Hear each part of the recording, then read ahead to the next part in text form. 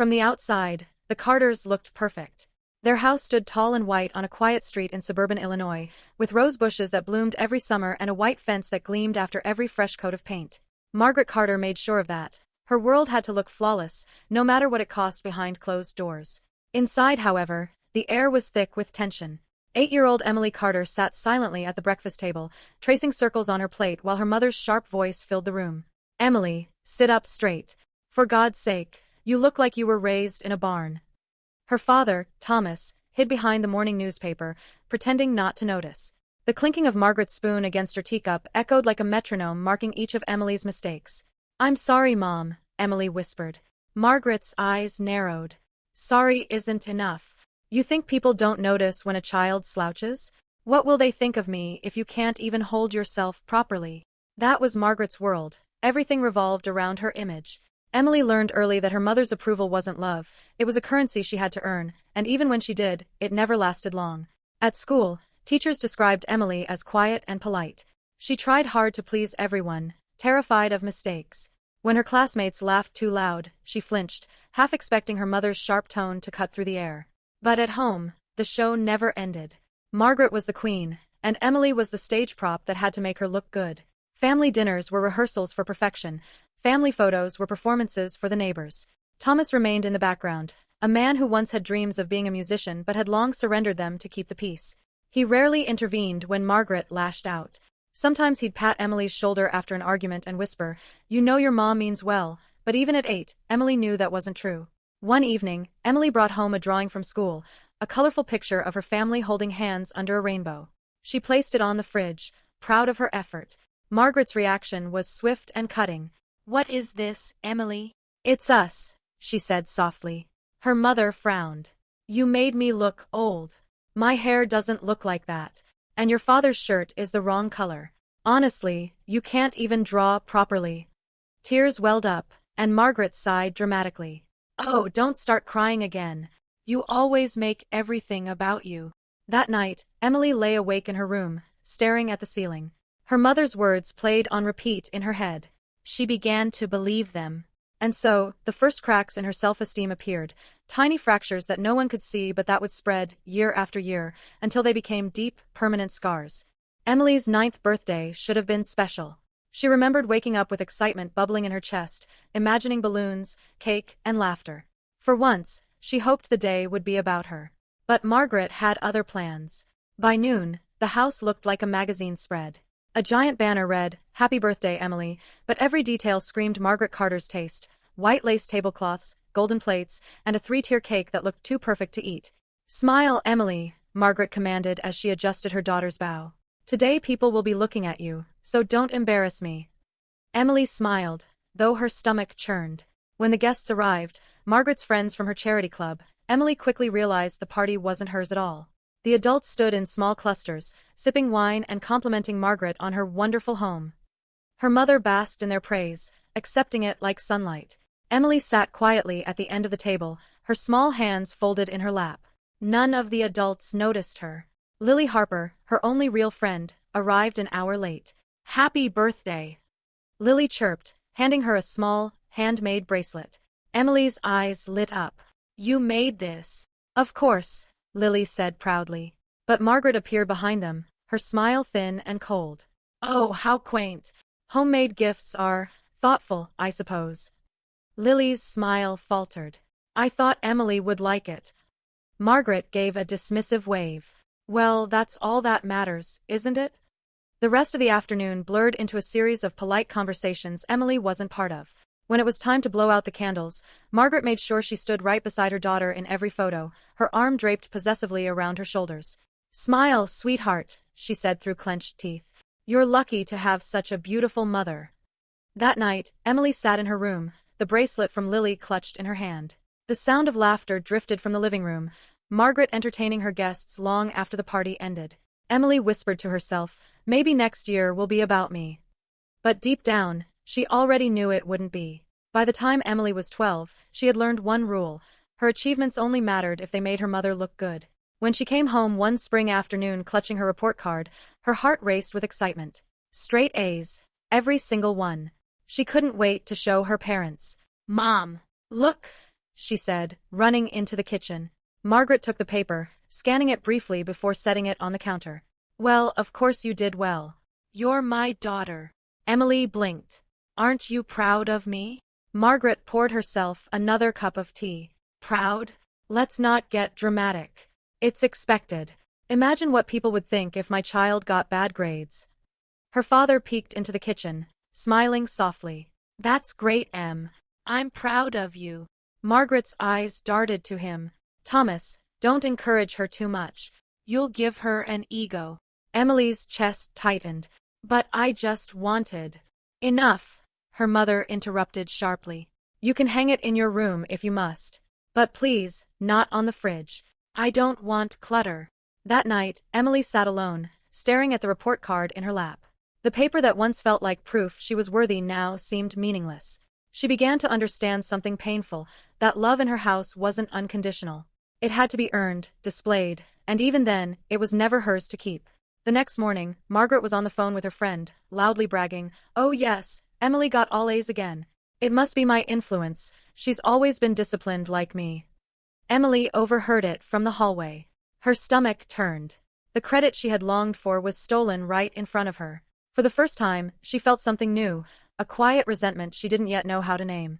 At 14, Emily began to hate mirrors. Her mother's voice had become the soundtrack of her thoughts. You look tired. You should smile more. Maybe try some makeup. Boys don't like plain girls. Margaret's obsession with appearances grew stronger as Emily entered adolescence. Every morning became a battle. Comb your hair properly, Margaret snapped. You look messy. I didn't raise you to look like a charity case. Emily stared at her reflection, long brown hair, a sprinkle of freckles, pale skin. Nothing extraordinary. I like it this way, she murmured. Margaret laughed, sharp and cruel. Like it? Sweetheart, no one cares what you like. That night, Emily sat in front of the mirror, studying her face. Every flaw her mother pointed out now glared back at her. She pulled her hair tighter, added lip gloss she didn't even like, and tried to smile. The reflection didn't look like her anymore. When she went to school the next day, Lily noticed immediately. You okay? You don't look like yourself. Emily shrugged. Just trying something new. Lily frowned. You don't have to change for anyone, you know. Emily smiled faintly but said nothing. Inside, she felt hollow. When she got home, Margaret greeted her with a smile that didn't reach her eyes. See? I told you. You look much better when you try. That night, Emily whispered to the mirror, I don't know who I am anymore. And for the first time, she believed it. Emily was 16 when she received the call that would change how she saw her mother forever. She was in her room studying for finals when the phone rang downstairs. Margaret answered with her usual cheeriness reserved for outsiders, her public voice. Oh, Diane. How lovely to hear from you. Emily smiled faintly. Her mother's charm was an act, but an impressive one. Moments later, Margaret's voice sharpened. What do you mean she said that? My daughter would never. Emily froze. She could hear every word through the thin walls. Yes, well, teenagers lie, Margaret continued. You can't trust what Emily says. She's dramatic. Always has been. Probably made it up for attention. Emily's breath caught. Diane was Lily's mother. She pressed her ear against the door. She claimed what? That I embarrass her? That I control her? Oh, please. I sacrifice everything for that ungrateful child. Emily's stomach twisted. Her chest burned. When the call ended, Margaret walked into Emily's room without knocking. Her face was calm, almost serene. So, she said, you've been gossiping about me. I didn't, Emily whispered. Don't lie to me, Margaret snapped, her voice like broken glass. Do you think it's cute, playing the victim? Do you have any idea how humiliating this is for me? I was just talking to Lily. Exactly. You don't talk about family matters with outsiders. Ever. Tears welled in Emily's eyes, but Margaret leaned closer, lowering her voice to a venomous whisper. You're lucky to have me. No one else would put up with your attitude. Maybe you should remember that before you make me look bad again. Margaret left, slamming the door. Emily sat motionless. The phone call echoed in her mind, her mother's laughter, her lies, her cruelty. For the first time, Emily felt not just sadness, but anger. Deep, trembling anger that frightened her. She wanted to scream, to tell the world what her mother really was. But she didn't. She couldn't. Because somewhere inside, a part of her still believed the lies. Maybe it really was her fault. A year later, Emily was 17 and about to graduate high school. She'd been nominated for a creative writing award, a small recognition, but to her, it meant everything. When she told her mother, Margaret's lips curved into a practiced smile. "Oh, that's nice. What's the award for again?" "Short fiction," Emily said, holding the letter tightly.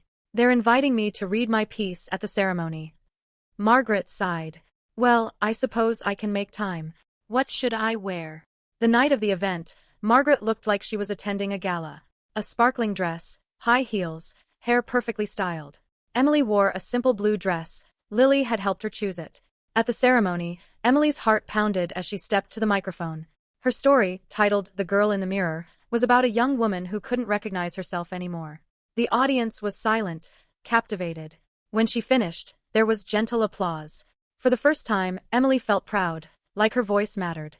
But as soon as she returned to her seat, Margaret leaned close and whispered, "You could have enunciated better."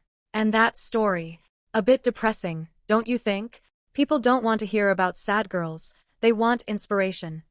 Emily's chest tightened. The applause in her ears faded, replaced by the familiar hum of shame. When her name was announced for first place, Margaret clapped dramatically, louder than anyone else, drawing every eye in the room. "That's my daughter," she declared, her voice dripping with self-congratulation.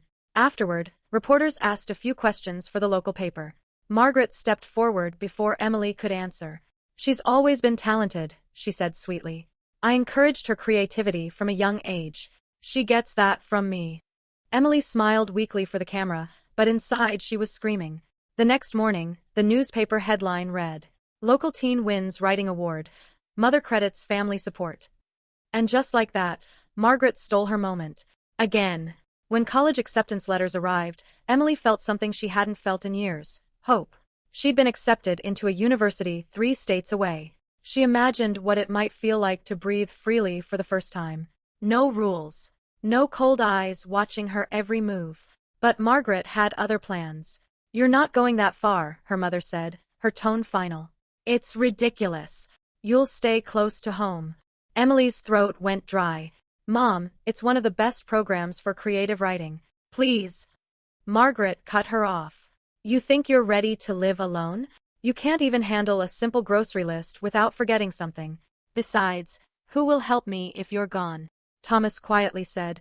"Maybe it would be good for her, Margaret." Margaret's gaze sliced through him. "You just let our daughter run off and waste money on some useless degree?" Emily's hands trembled. "It's not useless. It's my dream." Margaret smiled coldly. "Dreams don't pay bills, sweetheart. You'll go to community college. End of discussion." That night, Emily sat on her bed, tears staining her pillow. Her acceptance letter lay torn in half on the floor. Margaret had ripped it apart in front of her. The next morning, Margaret acted as if nothing had happened. She made pancakes, humming softly, as though her daughter's dreams hadn't just been destroyed. Emily ate in silence, each bite tasting like ashes. By the time she graduated, she had stopped arguing. She had stopped hoping. It was easier that way. Despite everything, Emily found a way to leave, just barely. At 19, she got a part-time job at a bookstore and secretly applied for a scholarship to a writing program in Chicago. When she received the acceptance email, she printed it quietly and hid it in her journal. For weeks, she rehearsed how she'd tell her mother. But when the moment came, she simply said, "Mom, I got a scholarship. I'm moving to Chicago next month." Margaret froze mid-sip of her coffee. "Excuse me. I already found a roommate. Lily's cousin. Rent's cheap, and the scholarship covers tuition." Margaret's mug hit the table hard. "You think you can just leave me?" "I'm not leaving you," Emily said softly. "I'm just starting my life." Margaret laughed, a bitter, hollow sound. "Your life. Everything you are, you owe to me. And this is how you repay me." Thomas tried to intervene, but Margaret's rage filled the room like smoke. "Fine. Go ahead, run away. But don't come crawling back when you fail. You're not as special as you think." Emily said nothing. That night, she packed her things while her mother slammed doors downstairs. When the taxi arrived the next morning, Thomas helped her load her bags. He hugged her awkwardly, whispering, "Take care of yourself, kiddo." Margaret stood by the doorway, arms crossed. "You'll regret this," she said coldly. Emily hesitated for a moment, staring at her mother's expressionless face. Then she turned away. As the taxi pulled off, the weight in her chest lifted, but only slightly. Because deep down, Emily knew, her mother's voice would follow her wherever she went. Emily's first apartment in Chicago was nothing like the suburban house she grew up in. It was small, barely enough space for a bed, desk, and a narrow kitchen, but it was hers. For the first time, she could shut a door and know no one would burst in uninvited. Her roommate, Jenna, was a graphic design student with a love for loud music and messy art supplies. She wasn't perfect, but she was kind, something Emily wasn't used to. "You okay with pizza for dinner?" Jenna asked on their first night. Emily hesitated. "Yeah, whatever you like." Jenna laughed. "Girl, relax. You get to choose too." The words hit Emily harder than expected. You get to choose. No one had ever said that to her before. But freedom came with something she didn't anticipate: silence. For years, her mother's criticism had filled every quiet moment. Now, the stillness felt foreign, even frightening. She filled her days with classes and work at a bookstore downtown. Her writing professor praised her raw, emotional style. "You have something special," he told her once. "You write pain like you've lived it." She smiled politely but said nothing. At night, she tried to write stories that weren't about her mother, but every line seemed to circle back to the same theme: control, fear, perfection. One evening, her phone buzzed. "Mom." Her hands trembled. She hadn't spoken to Margaret in 3 weeks. The message read, "You could at least call once in a while. I'm not dead. Don't forget, I sacrificed my life for you." Emily stared at the screen, her throat tightening. She typed, "I've been busy with school," then deleted it. No matter what she said, it would never be enough. She put the phone face down and whispered, "You're not here anymore." But even in the quiet apartment, Margaret's voice echoed inside her head. "Ungrateful girl. You'll never make it without me." And Emily realized with a chill that her mother didn't need to be present to control her anymore. She was already living rent-free in her mind. Ryan Mitchell came into Emily's life like sunlight through a cracked window, unexpected, gentle, but persistent. They met at the bookstore where she worked. He was a regular customer, always buying biographies and old novels. One day, he noticed her scribbling in a notebook behind the counter. "Are you a writer?" he asked. Emily froze. No one had ever asked her that before without judgment. "Trying to be," she said. "Then you already are," he replied with a grin. Their connection grew naturally. Ryan was patient, never pushing too hard. He listened when she spoke, and when she fell silent, he didn't fill the air with noise. It was the kind of peace she'd never experienced. But peace was dangerous. Peace felt undeserved. When Ryan invited her to dinner, she almost said no. Part of her still believed she wasn't worth someone's time. But he insisted, and that night, as they walked by the lake, she felt something she hadn't in years: warmth. He told her about his family, a normal one, by all accounts. "My mom still calls every Sunday to ask if I'm eating right," he said with a laugh. Emily smiled faintly. "Must be nice." He glanced at her. "What about yours?" Her body stiffened. "We're not close." Ryan didn't press. He just nodded. That simple act of respect made her heart ache more than pity ever could. Months passed, and love quietly took root. But with love came fear. Every time Ryan complimented her, she flinched. Every time he disagreed with her, she panicked.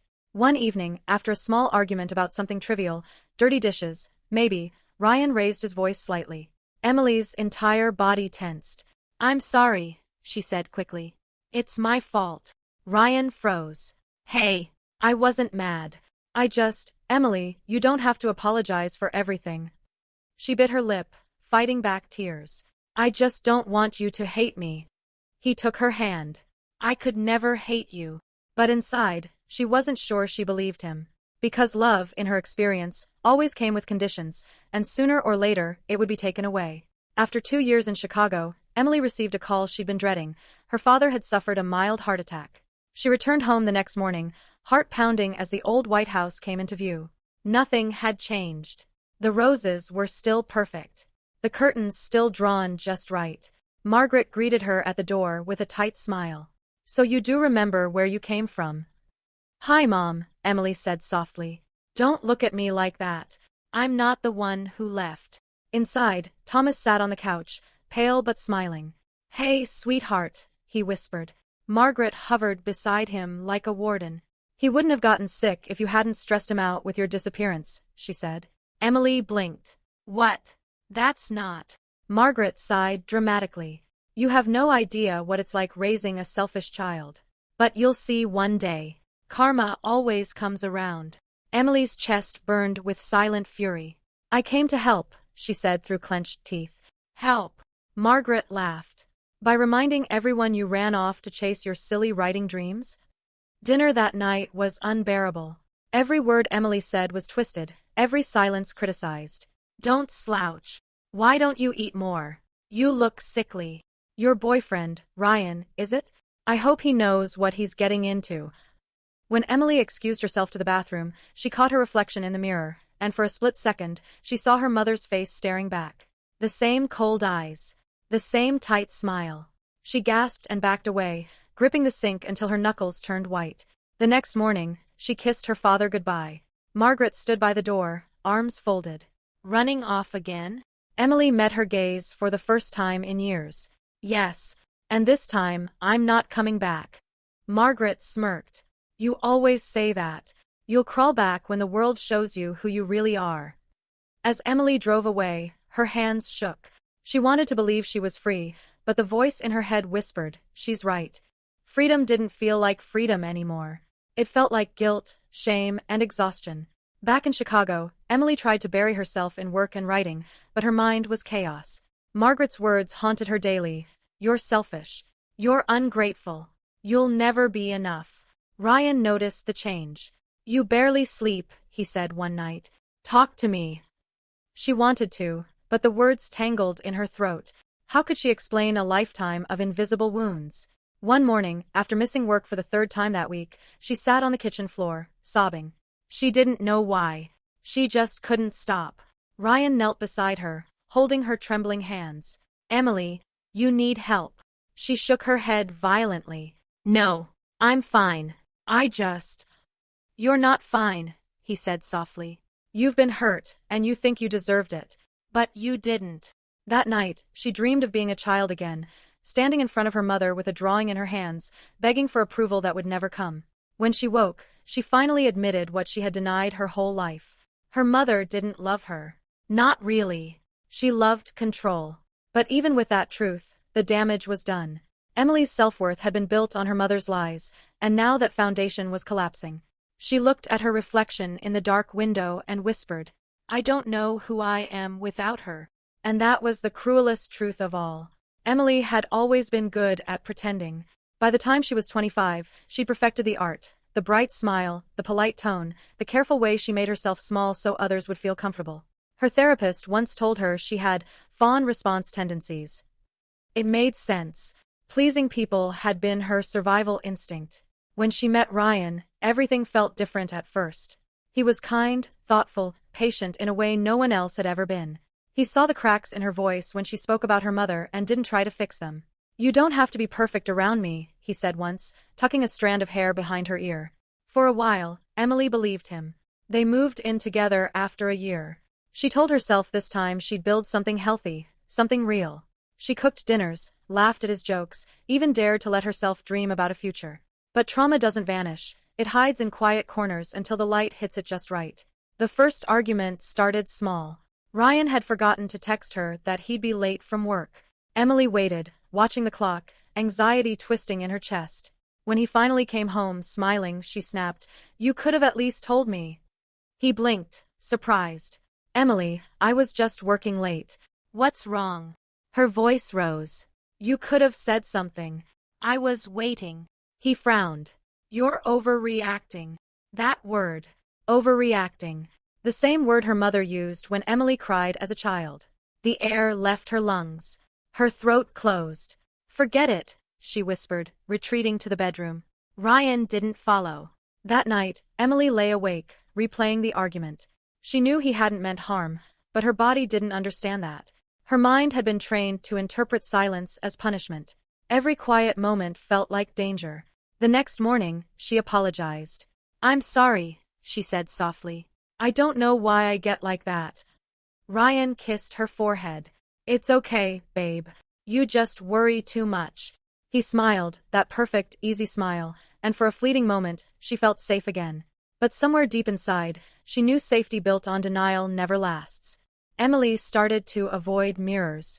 Not because she disliked her reflection, but because every time she looked, she saw Margaret. Her mother's eyes, her mother's mouth, her mother's posture. Even the small tilt of her chin felt inherited. The resemblance was unbearable. One night, while brushing her hair, she caught herself whispering aloud, "You're just like her." She froze. The voice didn't even sound like her own. Ryan noticed her distance. "You've been quiet lately," he said one evening as they watched TV. "I'm fine." He studied her. "You don't seem fine." She wanted to tell him, to explain the constant hum of guilt and self-loathing that followed her everywhere, but words failed. She'd spent years being told her feelings were too much. Even now, she censored herself before she spoke. "I just need space," she said finally. Ryan nodded, but the tension lingered. Over time, their conversations became shorter, their silences longer.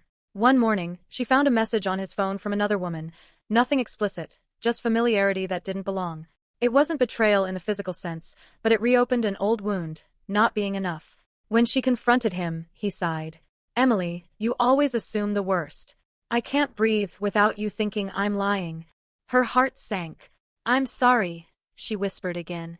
That night, she cried quietly in the bathroom, the same way she used to as a little girl. As she stared into the mirror through tears, she whispered, "She broke me so much I can't even love right." The reflection didn't argue. It just watched, empty, tired, waiting for her to finally shatter. Winter came early that year. The world outside was gray and heavy, matching the weight inside her.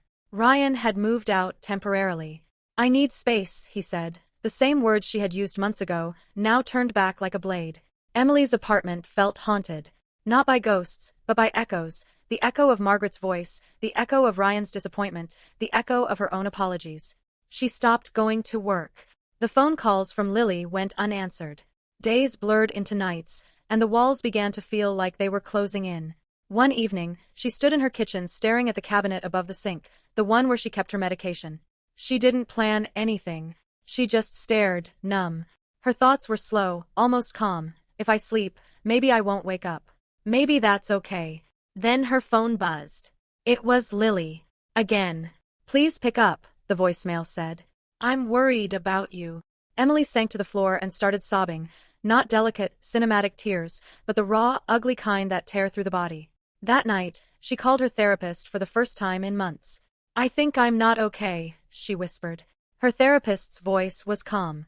"You did the right thing by calling. You're not alone, Emily." For the first time in her life, she believed it, even just a little. Recovery was slow, messy, imperfect. Emily started journaling, forcing herself to write every morning. At first, it was gibberish, sentences like "I hate her, I miss him, I don't know who I am." But slowly, clarity began to seep through. Her therapist encouraged her to write a letter to her mother, not to send it, just to say everything she never could. She hesitated for days before picking up the pen. Then, finally, she wrote, "You stole my childhood. You made me believe love was a weapon. You told me my pain was drama, my fear was weakness. But I see it now. You were the broken one, not me. I don't forgive you. Not yet. Maybe not ever. But I won't let you live rent-free in my head anymore. I'm reclaiming what's left of me." When she finished, her hands were shaking. She folded the letter, placed it in an envelope, and tucked it inside her journal. Weeks later, she'd reread it, not as a victim, but as a survivor documenting her truth. That was when the call came, the one that would begin chapter 17, the funeral and everything that followed. The funeral was on a gray morning. Clouds hung low, heavy with rain that never quite fell, just hovered as mist. Emily sat in the second pew, her hands clasped tightly in her lap, her knuckles white. The church smelled like lilies and dust, and the sound of the organ was soft, almost hesitant. Her father had passed away quietly in his sleep. He'd been sick for a while, but no one had told her until it was over. Margaret had taken care of everything, of course, the arrangements, the obituary, even the seating chart for the service. Emily's name had been left off the list of family. She attended anyway. When Margaret saw her, her lips tightened. "You're not supposed to be here," she whispered, her voice sharp but low enough that no one else could hear. "He was my father," Emily replied, her voice trembling. Margaret smiled sweetly. "Then you should have called him more." Emily didn't respond. She looked at the casket, a smooth, dark oak box, and felt a strange stillness inside her. She wanted to cry, but the tears didn't come.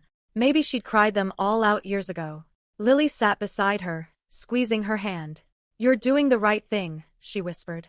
"You deserve to say goodbye." After the service, people came up to Margaret, offering condolences.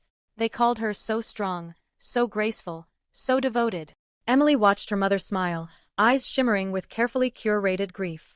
Margaret's performance was flawless. When the church emptied, Emily stood by the exit, unsure whether to approach her. Finally, she did. "I just wanted to say goodbye," she murmured.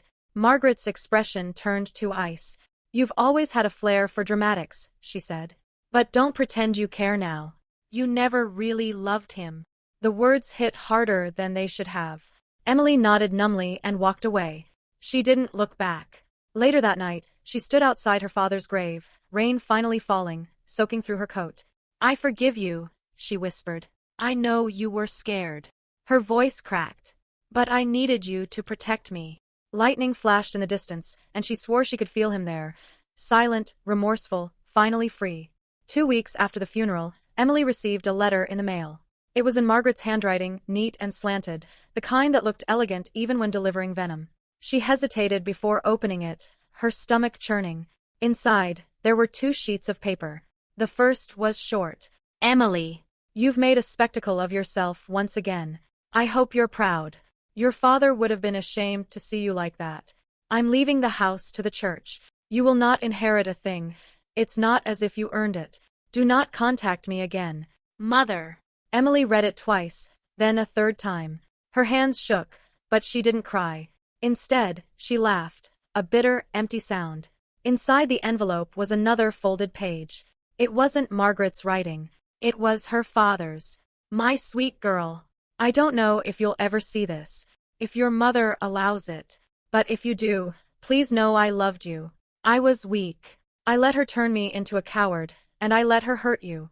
That's something I'll carry with me to my grave. You deserved so much better than the life we gave you. I'm sorry I didn't protect you. Please, live your life for yourself now. You owe her nothing. Love, Dad."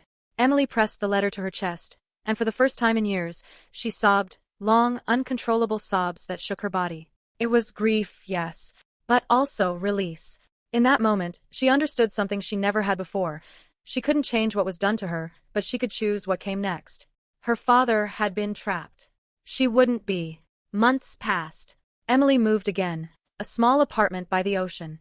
She found work in a bookstore, something quiet, simple, healing. Every morning, she walked to the pier with a cup of coffee and watched the tide roll in. Life was slow, predictable, almost peaceful.